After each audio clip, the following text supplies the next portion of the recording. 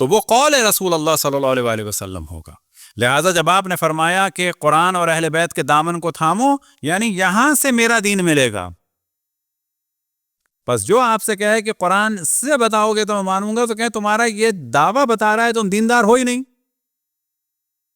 کیونکہ دیندار وہ ہوگا کہ جو قرآن اور سنت رسول اللہ کو مانے گا، اور سنت رسول اللہ جو ہے وہ ملے گی ان لوگوں سے کہ جن کی طہارت کا اعلان اللہ سبحانہ و تعالیٰ نے کیا.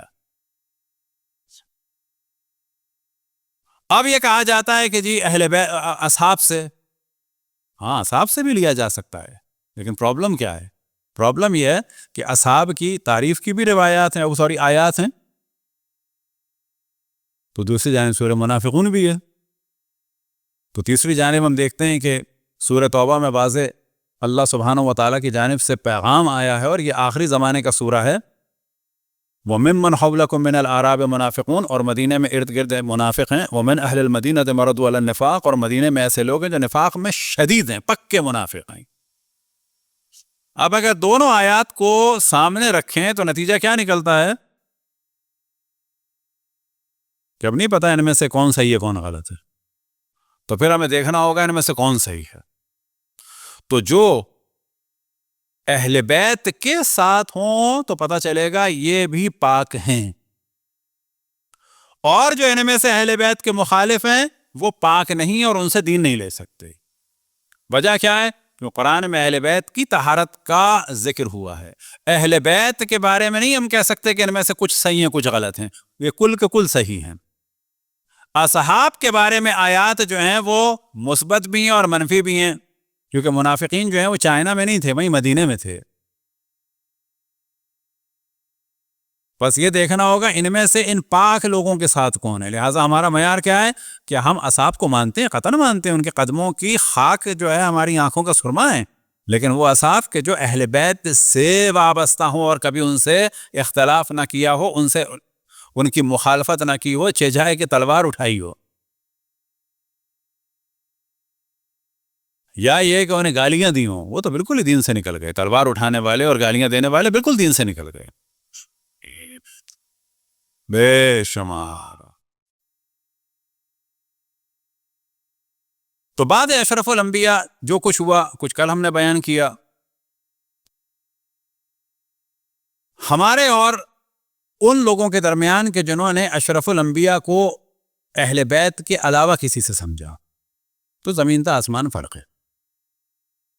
مثال کے طور پر اگر انڈیا میں کتاب لکھی گئی، کتاب کہ جس میں لفظ رنگیلا آتا ہے، واقعا زبان پہ لینا بھی مناسب نہیں لگتا، وہ سب کی سب جو ہے وہ کتب اہل سنت سے، خصوصاً سیاہ ستہ سے لکھی گئی. اب اس کو مار دیا، ایک پریشر ڈیولپ کر دیا تاکہ کوئی نہ بولی. لیکن اگر پوچھا جائے کہ اس کتاب میں کیا لکھا تھا، وہ جواب میرے گواہ انہی کتابوں سے تھی. سلمان رشدی کی کتاب کا مین سینٹرل آئیڈیا کیا ہے؟ اس کا بیس کیا ہے کتاب کا؟ یہ لوگ ڈسکس نہیں کرتے. اس نے جو نام رکھا ہے سیٹنک ورسز کیوں رکھا ہے؟ ایک حدیث ہے اہل سنت میں جو کم سے کم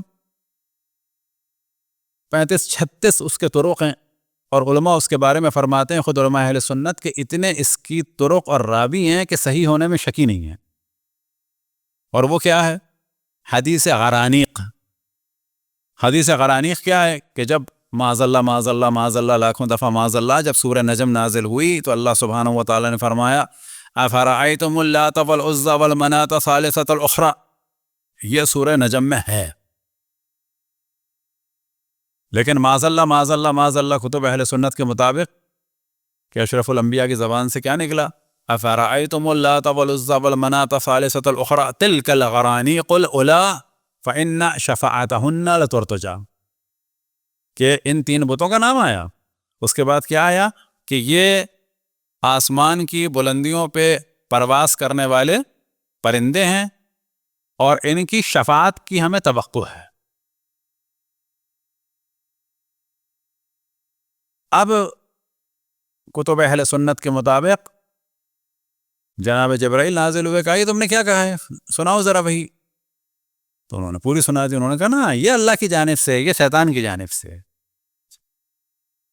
اور اس میں بار بار جملہ آیا وَأَلْقَى الشَّيْطَانُ أَلْقَى الشَّيْطَانُ کہ شیطان نے ان کی زبان پہ معاذ اللہ جاری کر دیا.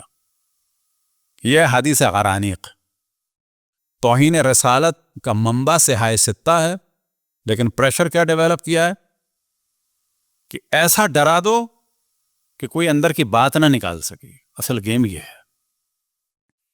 تو جو سلمان رضی نے کتاب لکھی ہے سیٹینک ورسز جو نام رکھا ہے وہ حدیث غرانیق کی بنیاد پہ رکھا ہے، کیونکہ وہاں پر معاذ اللہ وحی الہی کے ساتھ وحی شیطانی داخل ہو گئی تھی. یعنی جو ورسز اللہ سبحانہ و تعالیٰ کی جانب سے آئے تھے اسی میں ورسز کس کے آ گئے؟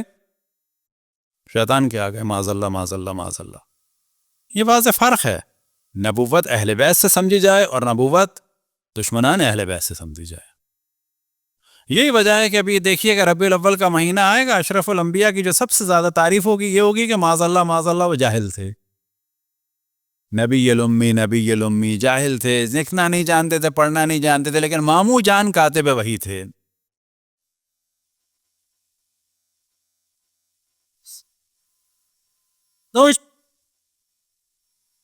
یہ شما ماموں لکھنے والے تھے. یہ آپ دیکھیں تو یہاں سے پتہ چلا کہ اہل بیت کا مکتب جو ہے وہ دفاع توحید اور دفاع رسالت ہے. یہ جو آپ دیکھ رہے ہیں کہ اس وقت یہ اشرف الانبیاء کے دفاع کا شور ہے، یہ شور واقعی نہیں ہے. یہ اپنے اسکول آف تھاٹ کو بچانے کے لیے آپ کو اور سب کو ڈرایا جا رہا ہے. خبردار جو ہمارے راز کو کھولا. یہ ہے گیم. خبردار جو ہمارے راز کو کھولا. جیسا کہ انڈیا میں نپور شرما نے جو گفتگو کی اس کا البتہ ہم نے جواب بھی دیا، لیکن جو انصاف کی بات ہے اس نے کہا کہ جب تم مستقل مذاق بنا رہے ہو ان کا، بھئی یا تو ڈیبیٹ ہو. جب ڈیبیٹ ہوتی ہے تو اس میں سامنے والے کو بھی طیش نہیں دلاتے، اور جب وہ سامنے والا اعتراض کرے تو اس کو بھی سننا پڑتا ہے. اب یہ بات ہمارے لوگوں سے نہیں برداشت ہوتی. دیکھیں، یا تو آپ کسی کو دین کی جانب نہ بلائیں، سمپل، اور کہیں کہ نہ ہم سے بات نہ کرو دین کی. لیکن اگر ایک آدمی بدھسٹ ہے وہ آپ کو بلاتا ہے تو آپ کو بدھا کے اوپر آرگو کرنے کا پورا حق ہے کہ میں کیوں آؤں اس آدمی کے پاس. آپ کو وہ کہے آؤ، آپ بدھا کے اوپر آرگو کریں، وہ کہ تم نے توہین کر دی بس اس کو مار دو. نہ، یا بلاؤ نہیں یا اس کے سوال کا جواب دو. کرسچن آپ کو کوئی بلاتا ہے اور آپ اس کا کہیں کہ نہیں مجھے نہیں حضرت عیسیٰ میں بات پسند آئی مثلا، تو یا اس کو بلانا نہیں چاہیے یا پھر بات کا جواب دینا چاہیے. عیناً یہی بات ہماری ہے مسلمانوں کی. یا ہم کسی کو نہ بلائیں رسول اللہ صلی اللہ علیہ وسلم کی جانب، لیکن اگر بلائیں گے تو وہ کیوں آئے بھائی؟ اگر اس کے ذہن میں چند سوال ہیں تو اس کا حق نہیں ہے اس کو کلیئر کرے.